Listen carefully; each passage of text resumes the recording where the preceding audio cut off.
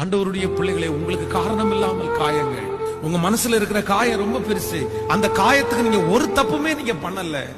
நீங்க ஒரு நிரபராதி, நீங்க நல்லவங்க, நீங்க மனசறிஞ்சு யாருக்குமே எந்த தீங்கும் செய்யாத ஒரு நபர். உங்களுடைய இருதயம் அப்படியே வெளிப்புறமான இருதயம். ஆனா நான் நம்புறேன், நீங்க இன்னைக்கு காயப்பட்டு நிற்கிறதுக்கு வேற எதுவுமே காரணம் இல்ல. உங்களுடைய ஞானம் இல்லாமல் நீங்க எடுத்த சில செயல்கள் தான் நீங்கள் இன்னைக்கு காரணம் இல்லாமல் காயத்தோடு இருக்கிறீர்கள். கடந்த நாட்களில் ஒரு வாலிப தம்பி எனக்கு அவர் போன் பண்ணினார். நான் தற்கொலை பண்ணிக்கணும் போல தோணுது.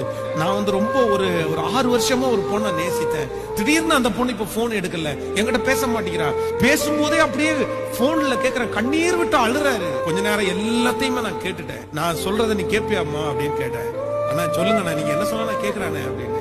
உன்னையே நேசிக்காத, உன்னையே விரும்பாத, உன் அன்பை மதிக்காத ஒரு பொண்ணு உனக்கு வேணும்னு நினைக்கிறது உனக்கு தப்பா தெரியலையா அப்படின்னு கேட்டேன். அவங்க